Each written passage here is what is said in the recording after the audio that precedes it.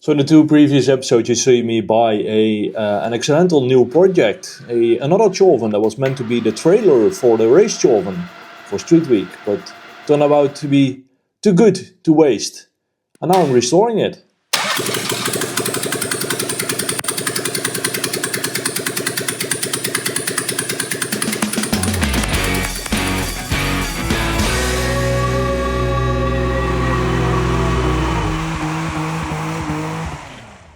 So with the engine running, it's time to focus on the appearance of the car. It's soon gonna be winter here in Sweden, so it's there's the final opportunity, so to say, this year to do some work outside, which means spray painting the car.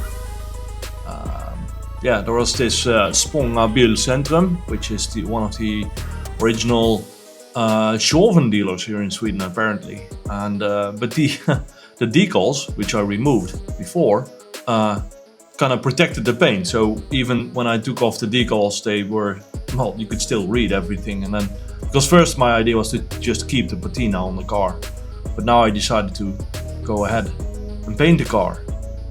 So masking off all the parts that I don't want to have paint on.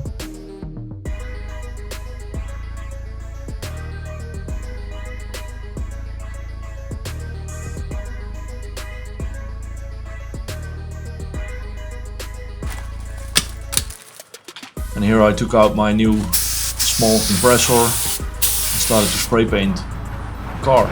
It's just RAL 9001 if I'm not mistaken, or 9010. Whatever, just standard white. The paint's actually meant for steel, but well, it also sticks to plastics and whatever. So it's just an industrial simple paint.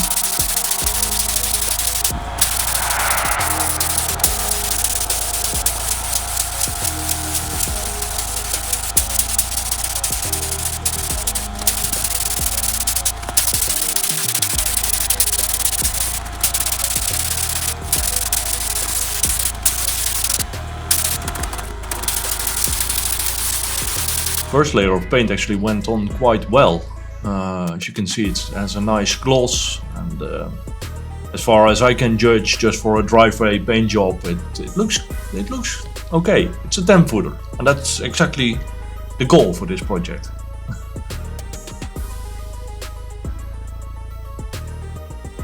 The doors, on the other hand, turned out to be a little bit less good. Now, after recording all this footage and now editing, I know, and because I read the label on the can, that it's a satin black paint.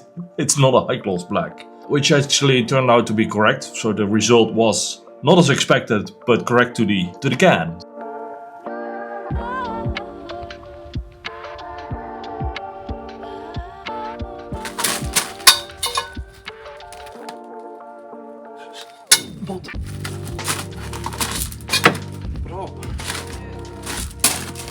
Okay, so I did a final layer yesterday, so it's already dry to the touch, but it needs to harden properly to fully cure. But now I just got this nice laser cut parts in from ScanCut.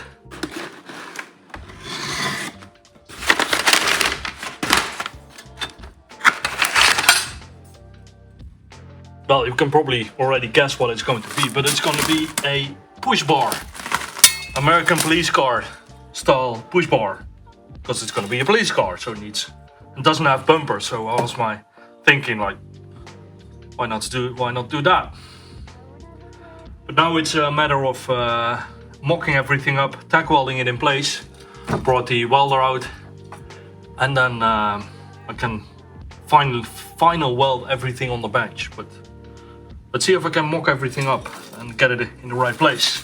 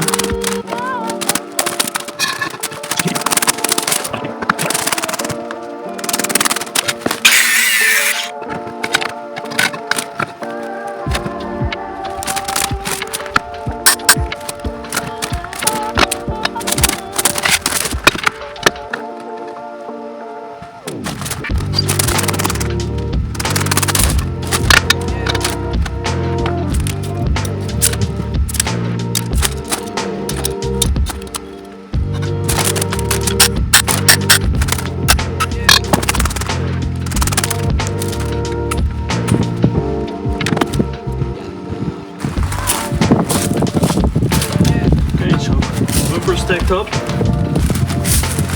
I made the plates on the back a little bit too short because I didn't count for this.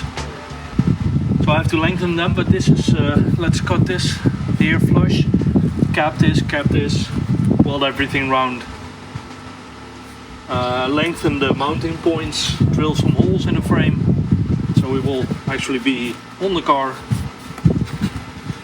and then a little bit of paint.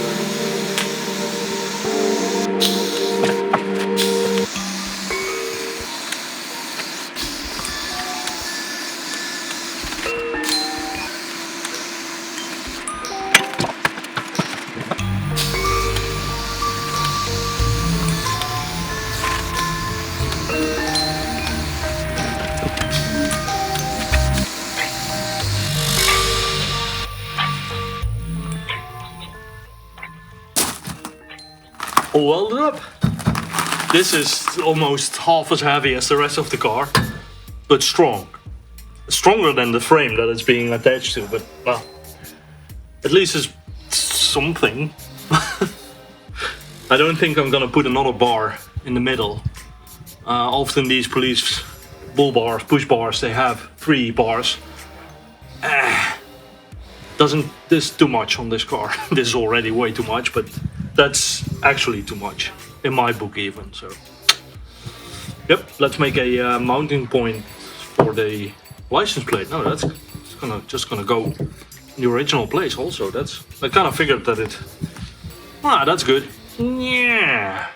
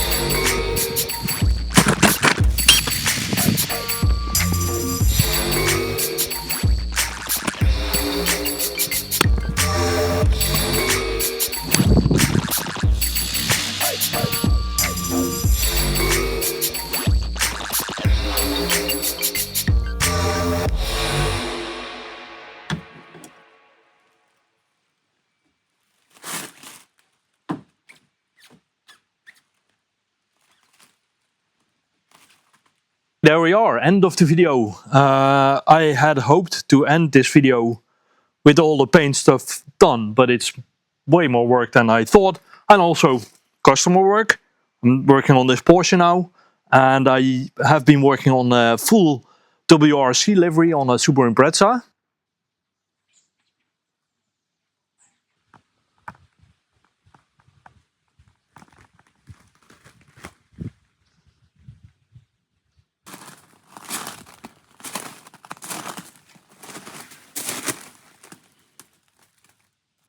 And yeah, well, but I did get the doors ready once inside. The front panel is black, the bumper is done, nicely laser cut parts by ScanCut. The front headlights are installed, the blinkers should go here. I have them, new ones, same as original. The tail lights are in, new ones. They are LED aftermarket, but they kind of resemble the original one. So I'm gonna print a nice bezel to go around them, and then it should have this like OEM plus look, whatever. Anyway, searchlight installed. There is a Swedish word for it. I don't know the Swedish word, but it translates to prostitute finder. Nice. And then the blue light, an old school blue rotating warning light. And that's called a saftblandare, a blender in Swedish. So that's kind of funny, I think. So the doors are going in. This part of the hood, like the middle, the little bit raised part, is going to be black. And the rear doors is going to be black. So the rear doors, side doors, the front and the roof are going to be black. And then in the white part it will say police. On the front, on the sides and on the rear. And on the door I'm probably going to do something funny in white, like SWAT team or whatever, or giant fighter squad or whatever, I don't know. The wheels are going to be black, and then the center hubcap is going to be silver, just a little bit more police style. I think it's more American police, but the black and white scheme is actually the scheme that the Swedish police used to have in the 60s and 70s, and they called this Fjällko. Ko is the Swedish word for cow, and fjäll is a valley, I think. I'm not sure. Please correct me if I'm wrong, Swedish viewers. But it's just a cow that's black and white, so that's why they called the police cars also Fjällko. Anyway, so yeah, it's going to be a police car. Apart from the customer work, there's also a few other reasons that this took a little bit more time than expected. Turns out this glass fiber, because the whole body is glass fiber, had some like minor cracks that I didn't see before. But as soon as I sprayed paint on it, it kind of sucked the paint in these cracks, and it like really stood out. So I had to do multiple passes where I applied some filler, the brown stuff that's filler, and I have to sand, repaint, etc, etc. So it's a little bit more work than anticipated.